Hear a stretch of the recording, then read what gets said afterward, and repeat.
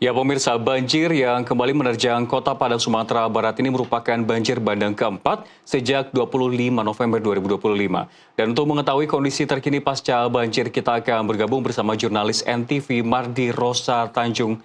Selamat siang Mardi, bisa diinformasikan bagaimana update terkini pasca banjir bandang yang kembali menerjang kota Padang? Silakan Mardi.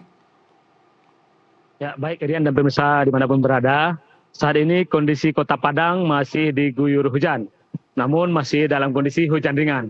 Biasanya menjelang sore hari itu hujan mulai intensitasnya makin meningkat. Nah, bila mana kondisi hujan meningkat, itu batang Kuranji, batang Sungai Guo, batang Lubuk Minturun juga meluap, sehingga beberapa kecamatan yang berada di sepanjang aliran sungai tersebut terancam atau dalam kondisi waspada banjir. Karena kondisi dasar sungai sudah dipenuhi oleh material lumpur, kayu, bebatuan, sehingga tak mampu lagi menampung debit air yang turun dari arah hulunya, yaitu dari kawasan Bukit Barisan. Demikian, Rian. Apakah masih ada genangan banjir yang terjadi atau memang sudah surut dan menimbulkan banyak lumpur, dan bisa dijabarkan pula dari Kota Padang, daerah dan wilayah mana saja yang paling parah terdampak dari banjir keempat ini? Ya, banjir yang terparah kondisi saat ini memang terjadi di Kecamatan Pauh karena berdekatan dari hulu Sungai Batang Kuranji, di mana di hulu sungai tersebut banyak kayu, bebatuan yang terbawa arus banjir sehingga aliran sungai meluap ke kiri kanan sungai, sehingga perkampungan warga yang berada di kiri kanan sungai itu dipenuhi oleh genang air, bahkan jalan pun terlihat seperti sungai, sehingga warga yang sempat berada di rumah terpaksa harus dievakuasi. Sementara itu yang tidak sempat dievakuasi melalui tali temali, mereka harus naik ke pebukitan mencari dataran yang lebih tinggi agar tidak terbawa arus banjir. Kondisi saat ini ada 3 kecamatan di Kota Padang yang rawan terjadi potensi banjir karena memiliki sungai-sungai yang cukup besar. Demikian, Rian. Terkait dengan wilayah-wilayah yang sebelumnya telah Anda sampaikan, apakah ini merupakan wilayah langganan terkena banjir bandang tepatnya sejak 25 November kemarin, Mardi? Ya, betul saja. Memang benar wilayah-wilayah ini merupakan wilayah yang langganan terkena banjir. Karena pemukiman tersebut ada sebagian yang berasal dari aliran sungai yang mati, yang dulunya aliran sungai sekarang sudah tertutup, berdiri bangunan-bangunan karena ada perubahan arus sungai. Dan 3 sungai tersebut merupakan sungai besar. Ada Kecamatan Kuranji, Kecamatan Nanggalo, dan Kecamatan Pauh. 3 kecamatan ini berpotensi sekali untuk langganan banjir. Karena ketiga-tiga sungai besar yang ada di wilayah tersebut, hampir semuanya ada sekitar 2 meter lebih kurang itu sudah dasarnya sudah tertimbun oleh material yang terbawa banjir bandang. Demikian, Rian.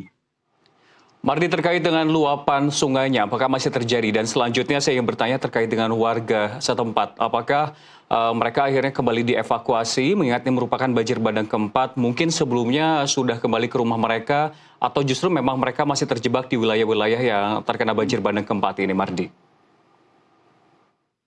Ya, benar. Jadi sebagian warga yang rumahnya masih bisa ditempati hanya tertimbun material lumpur, mereka ketika hujan reda, mereka kembali ke rumah untuk melihat dan mengamati barang-barangnya yang tertinggal di rumah. Sementara warga lainnya yang sudah mengungsi karena memang sudah tidak ada rumah lagi yang sudah hancur tersapu banjir, mereka bertahan di rumah kerabatnya untuk mengungsi mandiri dan sebagian di posko pengungsian yang disiapkan pemerintah. Nah, kondisi saat ini masih terjadi hujan dan di belakang saya juga masih hujan, dan bila hujan akan terus-menerus berlangsung 2 jam atau lebih, ini berpeluang sekali untuk terjadi banjir kembali. Meskipun ketika menjelang luapan banjir terjadi, itu BPBD selalu menghimbau kepada warga agar mengevakuasi mandiri supaya tidak terjadi hal-hal yang tidak diinginkan. Demikian, Dian. Ya, Mardi, terkait dengan akses jalan, mengingat ini merupakan banjir bandang lanjutan. Jika kita melihat secara menyeluruh Sumatera ini kan masih banyak daerah-daerah yang terputus.